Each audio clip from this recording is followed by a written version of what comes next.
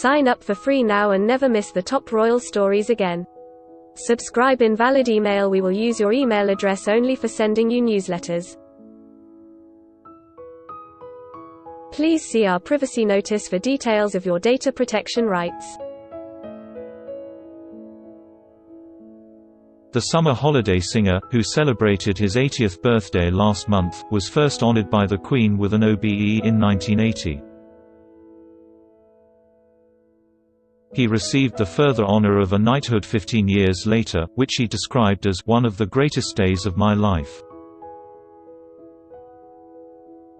Sir Cliff, who has spent more than 6 decades in music, rose to fame with backing group The Shadows and went on to secure success with a number of hits.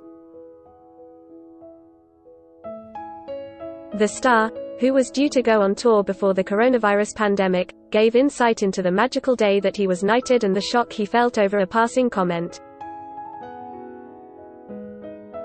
Trending Sir Cliff explained that 1995 was a special year for him, not only for his royal accolade, but because Nelson Mandela had been released from jail and evil apartheid was finally condemned to history.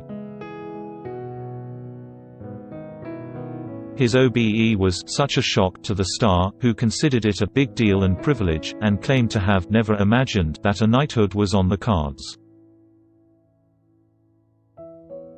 The Queen revealed she chose Sir Cliff, who was born Harry Roger Webb in Lucknow, India, for his services to charity rather than music.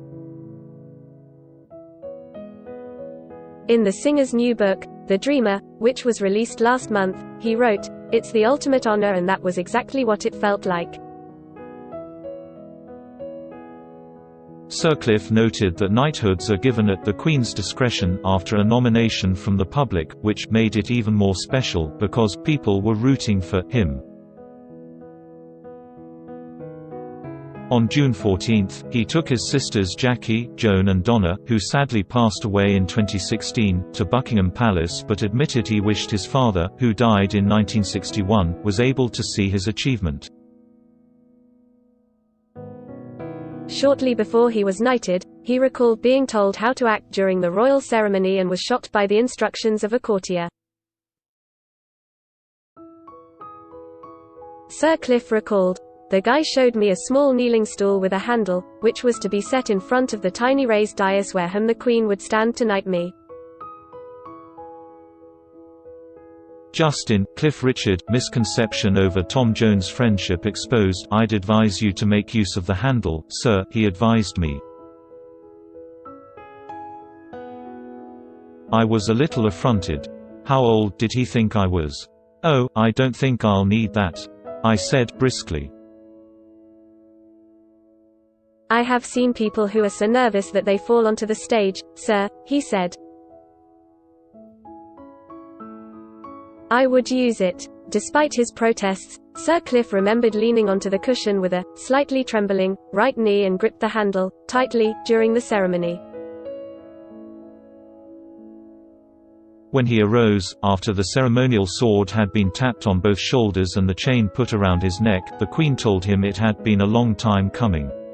Don't miss Sir Cliff Richard's touching plans for tombstone inscription unveiled. Insight: Sir Cliff Richard's blunt rejection of Elvis Presley sabotage plot. Analysis: Sir Cliff Richard, singer's secret early relationship exposed. Interview: Sir Cliff recalled being uncharacteristically nervous when he stood up and later joked that she must have wondered why she didn't give it to somebody who can speak English.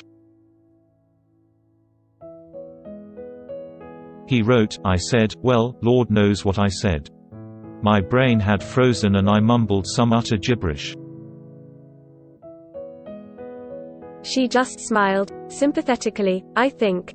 Despite feeling foolish over his inability to form a clear sentence, he noted that others had been so overwhelmed that they couldn't speak in front of the Queen too. Sir Cliff continued, on a far lesser level, I see the same thing sometimes when fans meet me and freeze.